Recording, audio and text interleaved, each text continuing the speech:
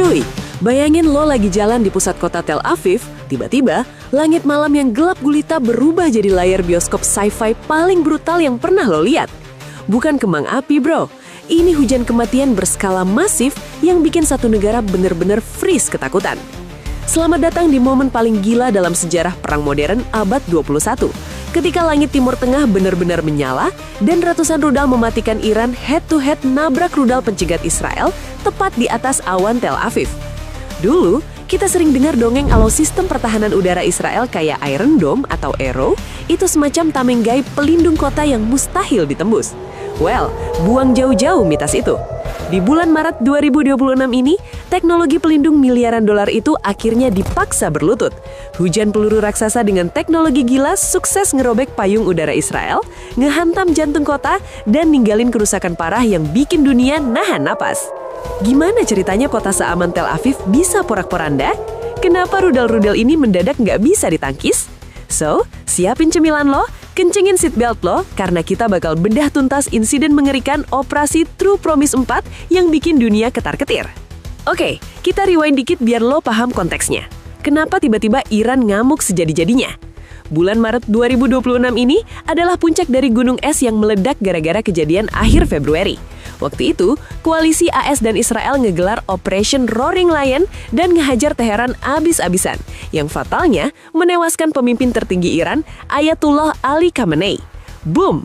Otomatis ini udah gak lagi sekedar perang proxy ngap, ini udah jadi masalah harga diri berdarah.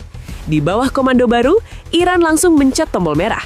Mereka ngeluncurin Operasi True Promise 4. Nggak tanggung-tanggung, intelijen mencatat lebih dari 2.000 drone bunuh diri dan 600 rudal balistik ditembakin secara bergelombang. Yes, lo nggak salah dengar, 600 rudal. Strategi yang dipakai ini namanya Saturation Attack Level Dewa. Iran sengaja ngirim ancaman dalam jumlah yang overkill buat bikin komputer radar musuh ngeheng. Dan yang bikin merinding, kali ini Iran nggak cuma bawa rudal standar. Mereka ngeluarin monster kayak rudal balistik Haibar Shekan, sampai rudal hipersonik Fatah yang kecepatannya bisa nyampe belasan Mach. Jarak ribuan kilometer dilibas cuma dalam hitungan belasan menit doang cuy. Pasukan pertahanan Israel benar-benar cuma punya waktu sebatang rokok buat bereaksi sebelum kiamat turun dari langit. Begitu radar Israel nangkap ribuan titik merah terbang ke arah mereka, sirine kiamat langsung meraung seantero negeri. Israel buru-buru ngelebasin the ultimate shield mereka. Pertahanan berlapis yang harganya bikin dompet menangis parah. Di luar angkasa, rudal pencegat Arrow 3 melesat buat nabrak rudal Iran sebelum masuk atmosfer. Epic banget asli, perangnya di luar angkasa bro. Turun dikit ke ketinggian menengah, sistem David Sling ikut nembakin peluru seharga jutaan dolar. Dan di lapis bawah, Iron Dome nyoba nyapu sisa-sisa ancaman. Langit Tel Aviv malam itu benar-benar kayak lagi cosplay kiamat. Boom, boom, boom. Cahaya oranye kemerahan meledak beruntun silang menyilang. Puing-puing misil seberat ratusan kilo hancur di udara dan jatuh kayak hujan meteor yang nyala.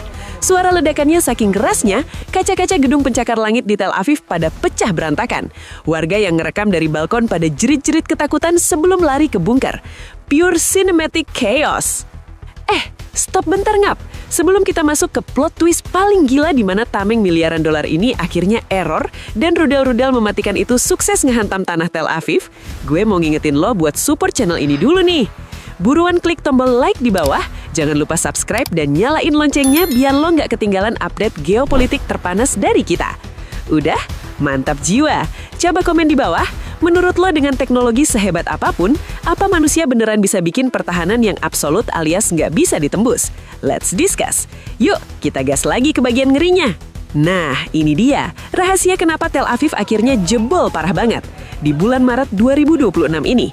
Selama ini, kita mikir peluru ditangkis peluru, selesai urusan. Tapi Iran main cerdas. Mereka bawa taktik baru yang bikin Iron Dome kelihatan kayak mainan anak-anak. Namanya hulu ledak cluster atau submunition. Jadi gini, pas rudal Khaibar dari Iran ini udah mau nyampe di atas target, alih-alih meledak utuh, rudal ini membelah diri jadi puluhan hulu ledak kecil yang melesat dengan kecepatan gila.